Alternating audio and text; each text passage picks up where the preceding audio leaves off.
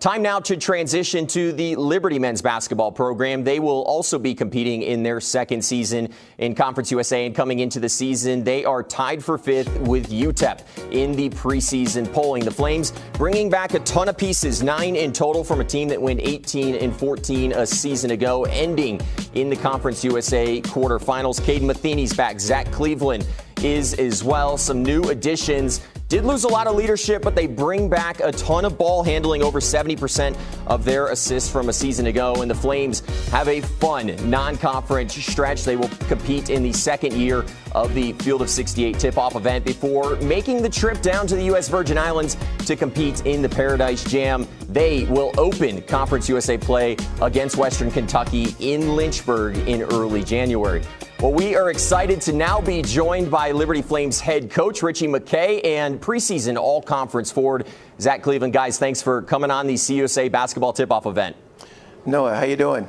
Well, Coach, last year was your first year in the league, and anytime something is new, there's always adjustments. What were the biggest adjustments for this Liberty team competing in Conference USA a season ago? Yeah, one of the adjustments was not having Darius McGee, but I also think just the quality of coaching that's in the league. I think it's terrific. No indictment against Ace, and there's great coaches there too.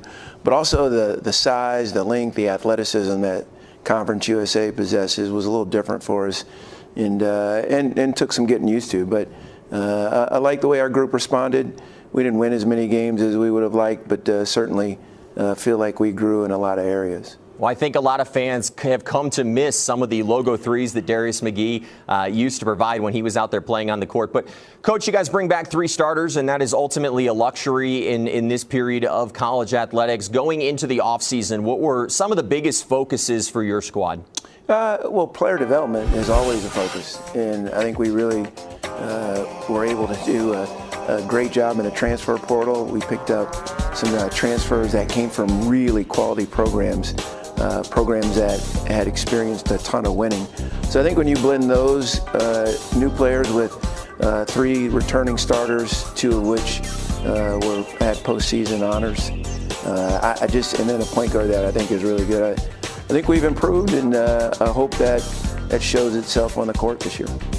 Now, Coach, it's obviously still early. You guys are in the midst of preseason practices here, but for the fans that'll be watching in just a few short weeks, what do you expect the identity of this Flames basketball team to be this season? Fair question, Noah. I think that's still evolving. Like, we're only 10 practices in. It's still preseason, and like most, we don't know what our weaknesses are yet. But I think one thing that's been characteristic of our group is living in our true identity, like having the ability to care more about the we than the me. And I think the way our group represents themselves and our university is fabulous. So I hope that continues to grow and continue to be something that is foundational to our program. But we also want to run in such a way to win. Like, I think that's our responsibility and certainly our pursuit. So we're excited about the season. Can't wait for it to get going. Coach, it's no secret that one of the strengths of this team is that man sitting next to you, Zach Cleveland. We've all seen his ability to score, to pass, to rebound. But I think, is it fair to say that maybe his defense is one of the most underrated parts of his game? Yeah, if we were in baseball, you'd say Zach is a 5-tool player. I mean, there's really nothing that he can't do on the basketball court, even shoot the ball. I think people will be really impressed with his improvement there. And to have him is a luxury. He promotes versatility within our ranks, and to be a great leader, a high character individual that is that talented, you don't often get those guys. So he'll have a lot to do with our team's growth and our team's success. Now, Zach, it's no secret as well that you come from an athletic family. Your mom and your dad, they both competed in college. Your sister did as well. Was it almost a guarantee that you were going to play in college? Was there pressure on you to kind of follow in the footsteps of your parents? I wouldn't say there was any pressure, but definitely. I mean, growing up, we had a basketball court in our backyard, so every day just playing whatever sport it is, baseball, football, soccer, basketball. I definitely got the good genes. Well, to use your coach's phrase, and you are a 5-tool player on the basketball court. When you look back to last season, you set career highs in almost every category across the board. Is there a point or a part of your game that you pride yourself the most in? I think all those little things just kind of add to winning. So, I mean, I really do want to win. So but to answer that question specifically, I'd say passing. I love to get everyone involved, and a good pass is above all else. Now, Zach, it's no secret you guys have got some great shoes out on the basketball court. Is there a favorite pair of shoes that you have that, when you slip on, you just know you're about to have a good game? I have to go with the greatest player of all time, the LeBrons. LeBrons definitely give me a competitive advantage. Okay, I'll agree with you on that. Obviously, it's worked well for LeBron and a number of other college basketball players. But, Zach, when you think ahead to the season ahead, for you personally, what are some goals and what were some areas that you really seek to improve your game in this offseason? Yeah, I think there's two glaring places in my game to improve, and that was taking care of the ball, limiting my turnovers, and then obviously the confidence in my free throw and my three-point shot. So those were the two areas that we really honed in on. And with the coaching staff that really values player development and really takes their time to invest in you and your development, I mean, it was an easy thing to do. No, we're also going to invest in a pair of Jordans for Zach, just FYI. Okay, we got to get that fixed, according to Coach McKay. But, Coach McKay, thank you so much for your time. Zach as well. Best of luck this season, and stay healthy as you guys get set for the season ahead.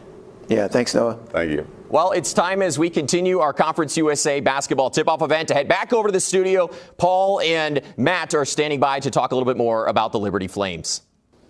You know, this Liberty team picked to finish tied for 5th. That's the lowest they've been picked to finish since 2015, since Richie McKay's first year back here with Liberty. So high expectations, certainly. That first year in Conference USA didn't go like most Liberty fans expected. What do you feel like the Flames learned through some of the struggles, frankly, they faced in year one in this? Yeah, I mean, I think they learned both sides of the coin. I mean, I think they knew it was going to be adjustment, but you saw Liberty go in. They got finished in the 4th slot, right. 4th seed. They had good success, so I think they learned they can be successful. But the other side of that coin, they learned they've got to get better, and they've got to get a little bigger, too, which is a theme that we've heard from a few coaches in the conference. And they have addressed that, and they've gone to the portal in a lot of ways to do that, which is something that had not really been the case for them so much in the past. Yeah, and you know, it's the way you got to go now. But, yeah, I mean, so a lot of teams go into the portal, and I think look for scoring first. Yeah. I think Liberty does it a little bit different. I think they go into the portal and they got to know that guys fit the defensive scheme and want to play in that defensive scheme.